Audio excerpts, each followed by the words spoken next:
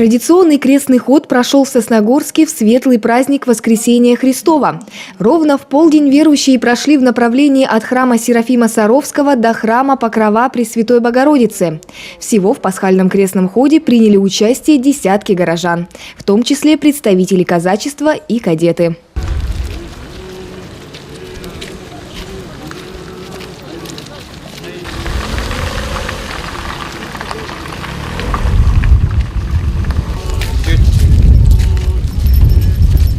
Далее участники хода вышли на площадь Гагарина, после чего прошли в городской дом культуры «Горизонт», где состоялось праздничное освещение куличей.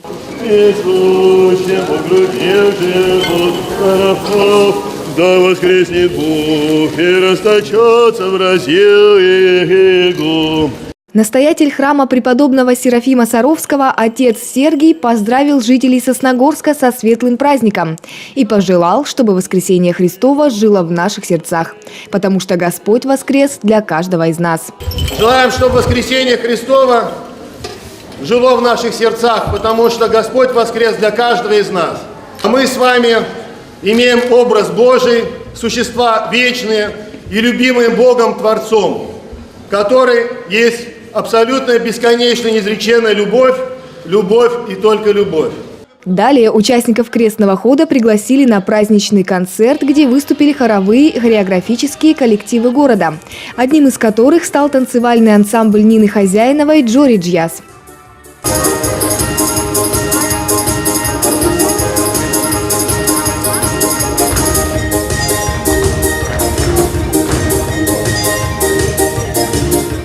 Виктор Удалов на сцене уже более 40 лет, 20 из которых посвятил русской песне и ансамблю «Купальница». Вы знаете, тут затягивает. В свое время занимался музыкой, тоже много играл и на танцах, и со школьных, и на гитаре, и песни, и дворовые. Но эта песня, она особенная. Это особое состояние на сцене, во-первых. Ее надо подать правильно. Это тексты очень интересные, русские тексты. И вообще я всем советую, если есть желание, если есть умение, если есть такая возможность, приходите к нам, мы будем всегда рады. И будем вместе выступать. С праздником всех! Христос воскресе! А вот хоровой коллектив «Морошка» создан в нашем городе совсем недавно, но уже пользуется популярностью у горожан и не упускает возможности поздравить сосногорцев со светлым праздником.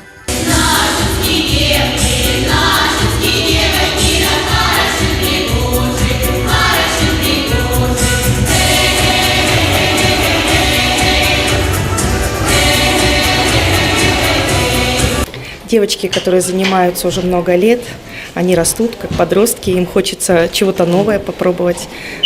Они мне сами предложили, и я загорелась этой идеей. И мы решили создать такой фолк-бенд «Морошка», состоящий из русских песен, стилизованных, обработанных. Девочкам нравится. Поздравляю всех с праздником, светлой Пасхи. Желаю всем здоровья, счастья, любви, гармонии, чтобы у всех все ладилось. Христос воскресе! Порадовал горожан своим выступлением и еще один коллектив, руководит которым все та же Оксана Кирик. Молодая канарейка исполнила свои лучшие номера.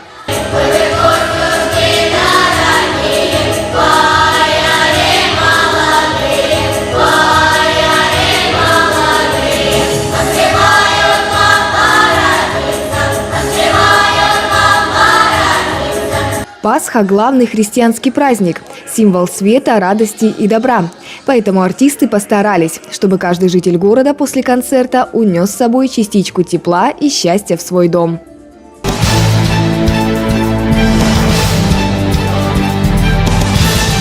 В Коми началась подготовка к празднованию 73-й годовщины Победы в Великой Отечественной войне.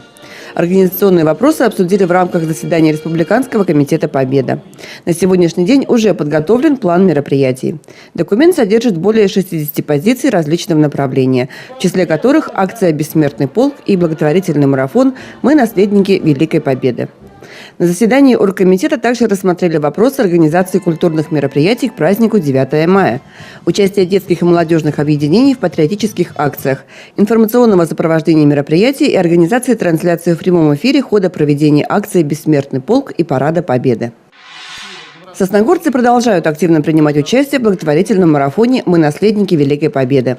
Напомним, впервые в нашей республике он прошел в 2010 году. Отметим, что распределение адресной помощи проводится на основании письменных заявлений, поступающих в районный совет ветеранов.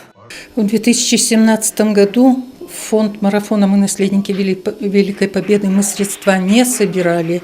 У нас остались они с 2016 года. Они были потрачены на материальную помощь 106 ветеранам Великой Отечественной войны на различные цели. Это были и ремонты, это были приобретение техники, приобретение лекарств. В ходе акции оказывается адресная помощь ветеранам Великой Отечественной войны, их вдовам, труженикам тыла, жителям блокадного Ленинграда. Стоит отметить, что подобный марафон особенно актуален в преддверии Дня Великой Победы. Руководители организации предприятий, жители района и все желающие могут поддержать благотворительную акцию. Реквизиты для перечисления денежных средств вы видите на своих экранах. Подробнее узнать о том, как и куда можно перечислить деньги, вы можете также в ближайшем номере районной газеты «Заря Тимана».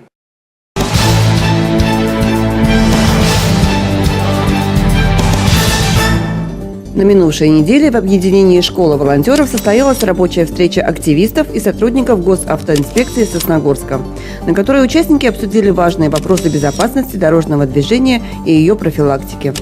Ребята узнали, сколько происходит аварий с участием детей, какие последствия могут повлечь нарушение правил дорожного движения.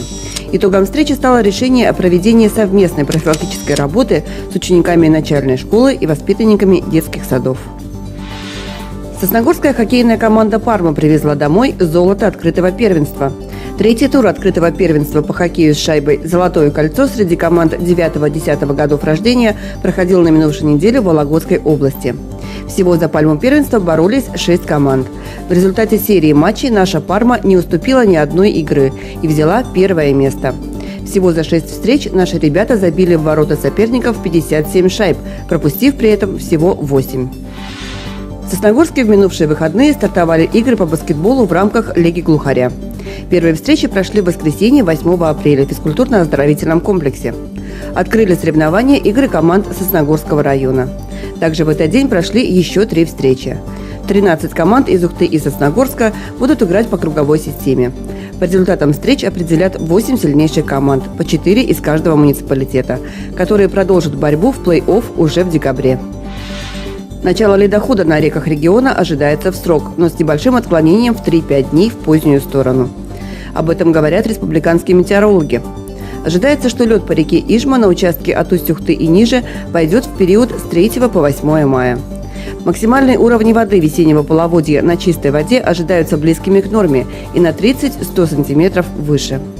Так, максимальный уровень весеннего половодья в реке Ижма в районе села Усть-Ухта может составить около 6 метров. Это немного выше, чем годом ранее. Погода на предстоящей неделе в республике будет нестабильной. По прогнозам синоптиков, первая половина недели пройдет с неблагоприятными погодными условиями. Испортит погоду активный североатлантический циклон. Он принесет продолжительные и обильные осадки. Ветер может усилиться до 15-20 метров в секунду.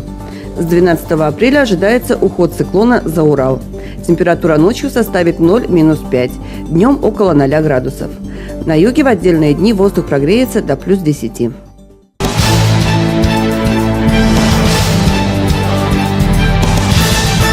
В жизни, шахматах и шашках нужно довольно долго думать, чтобы принять быстрое решение, чем и пришлось заниматься участникам республиканского турнира, который состоялся в физкультурно-оздоровительном комплексе 7 и 8 апреля.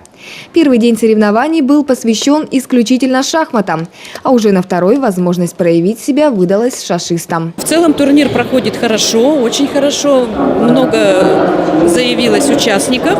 67 человек вчера в шахматы играли, сегодня 66 человек в шашки играют. Так что очень хорошо проходит турнир. Все довольны участники.